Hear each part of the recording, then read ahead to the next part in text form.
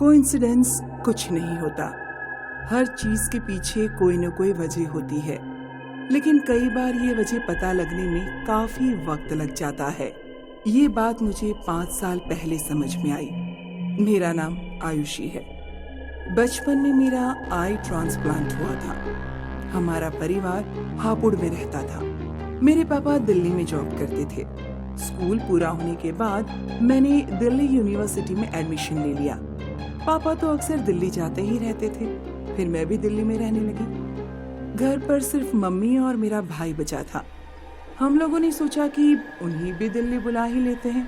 हमने 2 फ्लैट देखे, एक मलकागंज में था और दूसरा नारायणा नाम की जगह पर था।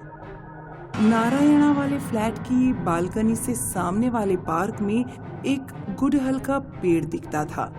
उस पेड़ ने मुझे इतना आकर्षित किया कि मैंने पापा से कहा कि नारायणा वाला फ्लैट ही लेंगे। हम नारायणा में शिफ्ट हो गए हैं और हमें वहाँ अच्छा लगने लगा। नारायणा में मेरे कॉलेज की एक फ्रेंड भी रहती थी। ज्यादातर कॉलेज स्टूडेंट्स की तरह मेरी देर रात तक जागने की बुरी आदत थी। मैं रात में 2-3 बजे तक जागती रहती थी, पढ़ती रहती या मोबाइल पर गाने सुनती रहती। एक रात करीब 1:30 बजे मैं अपने बेड पर लेटी गाने सुन रही थी। मैंने रूम में अंधेरा कर रखा था। मम्मी पापा और मेरा भाई सिद्धांत सो चुके थे, इसलिए कमरे से बाहर की लाइट भी बंद थी। सिर्फ बाथरूम की लाइट से मेरे कमरे में कुछ रोशनी आ रही थी। मैंने दरवाजे से आ रही रोशनी में एक परछाई को देखा। पापा, क्या आप खड़े हैं वहां पर? आखिर में मैं बिस्तर से उठी, लेकिन तभी वो परछाई लॉबी की तरफ जाकर गायब हो गई। मैंने बाहर जाकर देखा, मम्मी पापा और सिद्धांत तीनों सो रहे थे। पापा उठिए, लगता है घर में कोई है। मैंने किसी की परछाई देखी थी। हमने पूरा फ्लैट चेक किया, लेकिन फ्लैट में कोई भी नहीं मिला। आयुषी, तू क्यों सबकी नींद खराब कर रही है? जाकर सो जा और हमें भी सोने दे। कोई नहीं है घर में। किसी ने मेरा विश्वास नहीं किया। अगली कुछ रातों तक हर रात मेरा ध्यान दरवाजे से आ रही रोशनी पर जाता। कुछ दिन तक तो मुझे कोई परछाई नहीं दिखी थी। फिर एक रात जब मैं लैपटॉप पर मूवी देख रही थी, तो फिर मुझे दरवाजे से आ रही रोशनी पर परछाई खड़ी दिखाई दी। इस बार मैंने मोबाइल को साइलेंट मोड पर करके तुरंत परछाई का फोटो खींच लिया, लेकिन फोटो में वो परछाई नहीं आई। मैं बिना आवाज किए दरवाजे से उठी और दबे पांव दरवाजे की तरफ बढ़ी, लेकिन वो परछाई लॉबी की तरफ गई और गायब हो गई। मम्मी पापा और सिद्धांत तीनों लोग सो रहे थे। मैं उन्हें जगाना चाहती थी, लेकिन मैंने उन्हें नहीं जगाया, क्योंकि एक बार फिर मैं उनके सामने पागल बन जाती। मैंने अपने रूम का दरवाजा बंद किया और लैपटॉप बंद करके सोने की कोशिश करने लगी। मेरी आंखें बंद थीं और कानों में पंखे की आवाज आ रही थी।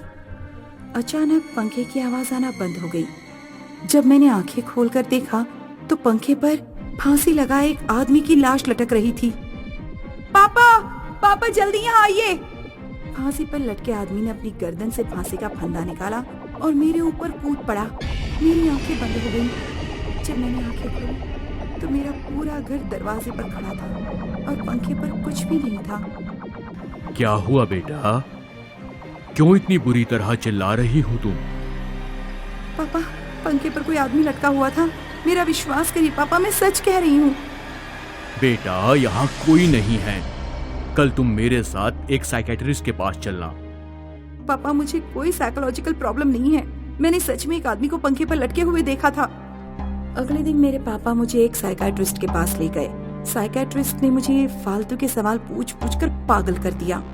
मैंने अपने पापा से कहा कि साइकियाट्रिस्ट के पास जाने से कुछ नहीं होने वाला, अपने पैसे बर्बाद न करें। कई महीनों तक फिर वैसी घटना नहीं हुई, लेकिन मैं जानती थी कि फिर कुछ होगा। और ये उस दिन हुआ जिस रात मैं कॉलेज के फेस्ट से लौटी। उस रात मैं बुरी तरह थकी हुई थी। मैंने रूम का दरवाजा बंद किया और बिस्तर पर लेटते ही मुझे नींद आ गई। कुछ देर बाद किसी ने मेरा दरवाजा नॉक किया। तब मेरी आंख खुल गई। मैंने मोबाइल में टाइम देखा, 2:30 बज रहे थे। कौन है? सिद्धांत, तू है क्या? रूम का दरवाजा धीरे धीरे खुला। वही परछाई मेरे दरवाजे पर खड़ी थी, वही परछाई दिखाई दे रही थी। कौन हो तुम और मुझे क्यों परेशान करते हो? इस बार भी जब मैं दरवाजे की तरफ गई तो वो परछाई लॉबी की तरफ गई। जब मैं लॉबी में पहुंची तो मैंने देखा मेरे पापा चाकू लेकर सिद्धांत की तरफ बढ़ रहे हैं। पापा सिद्धांत के पेट में चाकू मारने ही वाले थे, तभी मैं बुरी तरह चीख पड़ी, पापा! मेरी आंख खुली तो मैंने खुद को बिस्तर पर पाया। मेरे घर वाले मुझसे परेशान हो गए थे। आखिर हमने फ्लैट की हिस्ट्री जानने की कोशिश की। हमने पड़ोस वाली एक आंटी से उस फ्लैट के बारे में पूछा जिसमें हम रह रहे थे। आंटी ने बताया कि बहुत साल पहले उस फ्लैट में गुप्ता परिवार रहता था। मुकेश गुप्ता, उनकी पत्नी शालिनी गुप्ता और उनका जवान बेटा राहुल गुप्ता। मुकेश दिल्ली पुलिस में इंस्पेक्टर था, लेकिन रिश्वतखोर था। उसके डिपार्टमेंट के किसी आदमी ने उसकी शिकायत कर दी। इज्जत और नौकरी चले जाने के कारण घर में आर्थिक और मानसिक परेशानियां बढ़ती गईं। गुप्ता परिवार डिप्रेशन में चला गया। एक रात मुकेश ने पहले चाकू से अपने बेटे और पत्नी की हत्या की और फिर खुद फांसी पर लटक गया। लेकिन एक बात अभी भी समझ में नहीं आ रही थी कि आखिर उस फ्लैट में हुई घटनाएं सिर्फ मुझे ही क्यों दिखाई देती हैं। तब मुझे ध्यान आया कि मेरा बचपन में आई ट्रांसप्लांट हुआ था। क्या मेरे आई ट्रांसप्लांट और गुप्ता परिवार का कोई रिश्ता हो सकता है? पापा ने उस हॉस्पिटल में फोन किया जिसमें मेरा आई ट्रांसप्लांट हुआ था। हमने पता लगाया कि मुझे किसकी आंखें मिली थी। मेरी आंखें मुकेश गुप्ता के बेटे राहुल की थीं। राहुल एक अच्छा कॉलेज स्टूडेंट था। उसने अपना नाम आई डोनेशन के लिए रजिस्टर करा रखा था। तब मुझे समझ में आया कि उस गुलमोहर के पेड़ ने मुझे क्यों आकर्षित किया। राहुल बालकनी में बैठकर उस गुलमोहर के पेड़ को देखता रहता था। राहुल की आंखें ही मुझे नारायणा के इस फ्लैट तक खींच कर लाई थी। आज भी जब मेरी आंखें दिल्ली में किसी चीज की तरफ ज्यादा अट्रैक्ट होती हैं, तो मुझे लगता है जैसे राहुल ने उस चीज को देखा होगा। मेरे हस्बैंड यूपी पुलिस में थे। हमारी नई नई शादी हुई थी। ज्यादा सामान नहीं था, इसलिए हम लोग मेरे हस्बैंड की ड्यूटी के हिसाब से रूम चेंज कर लिया करते थे। कुछ महीने उनकी पोस्टिंग बरेली रहती तो कभी मुरादाबाद या रामपुर। उस दौरान हम बरेली में रहते थे। मेरे हस्बैंड एक वीक के लिए डे नाइट पर थे। एक शाम को मैं सब्जी और ग्रोसरी का सामान खरीदने थैला लेकर रोड पर निकल पड़ी। नया शहर था मेरे लिए और रोड पर कोई सब्जी वाला नहीं दिख रहा था। चलते चलते मैं एक सुनसान रोड पर पहुंच गई। शायद मुझे किसी से पूछ लेना चाहिए कि सब्जी कहाँ मिलती है। कुछ देर बाद मुंह ढांककर एक औरत आती हुई दिखाई दी। मैंने उसे रोककर पूछा, सुनिए आंटी जी, मैं यहाँ नई हूँ, क्या आप मुझे बता सकती हैं सब्जियाँ कहाँ मिलती हैं? औरत ने अपने चेहरे से साड़ी हटाई तो मैं एकदम से घबरा गई, क्योंकि उस औरत का चेहरा बहुत भयानक था, जैसे उसका पूरा चेहरा जला हुआ हो। यहाँ से कुछ दूर आगे सब्जी मंडी है, इतना कहकर औरत चली गई। पहले मैंने सोचा किसी और से पूछती हूँ, पर मुझे लगा कि थोड़ा आगे जाकर देख ही लेती हूँ, क्या पता मंडी मुझे मिल जाए। काफी दूर आगे जाने पर एक चौकोर ग्राउंड दिखाई दिया। ऊंची दीवारों पर बड़ा सा गेट लगा हुआ था। जब मैं मंडी के अंदर घुसने ही वाली थी, तभी कोई मेरे कान में फुसफुसाया। मैंने आसपास देखा तो कोई नहीं था। जब मैं ग्राउंड के अंदर गई तो मुझे बहुत हैरानी हुई। बाहर से अंदाजा लगाना मुश्किल था कि अंदर इतनी बड़ी मंडी है। मंडी के अंदर सिर्फ सब्जियां ही नहीं बिक रही थीं, मीट मछली वगैरह की दुकानें भी थीं। शुरुआत में ही एक बड़ी सी अचार की दुकान थी। मैं दुकान के अंदर घुस गई। बहुत बड़ी बड़ी परातों में लगभग हर चीज का अचार रखा हुआ था। तभी किसी ने मेरे कान में फुसफुसाया, भाग जाओ यहाँ से। इस बार भी आसपास कोई नहीं था। मैंने उस आवाज पर ध्यान नहीं दिया और अचार देखने लगी। दुकान के बाहर के हिस्से में दुकानदार खड़ा हुआ दिखाई दिया। मैंने सोचा कि थोड़ा अचार चक्कर देखूं। जैसे ही मैंने अचार उठाने के लिए हाथ उठाया, अचार के ढेर में से एक जला हुआ हाथ निकला और उसने मेरी गर्दन पकड़ ली। मैं चिल्लाना चाहती थी, लेकिन उस जले हुए पंजे ने मेरी गर्दन को इस तरह पकड़ रखा था कि मैं आवाज ही नहीं निकाल पा रही थी। मैंने गर्दन घुमाकर बाहर देखने की कोशिश की तो दुकानदार भी गायब हो चुका था। कोई मदद करो प्लीज।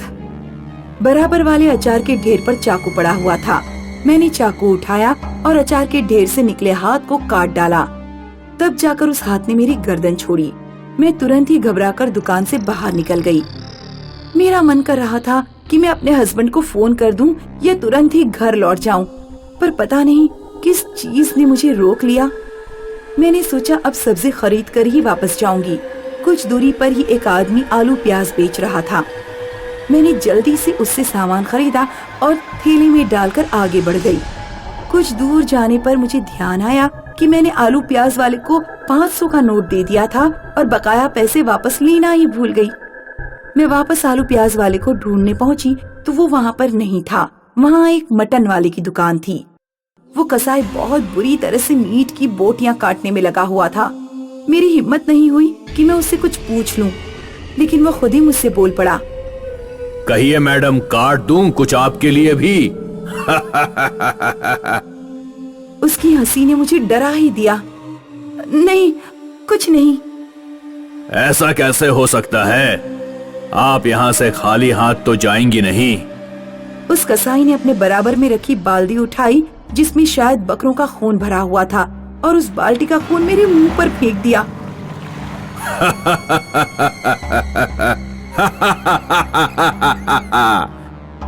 मैं बुरी तरह घबरा गई और सीधे मंडी के बाहर भागी, लेकिन मंडी का दरवाजा बंद था।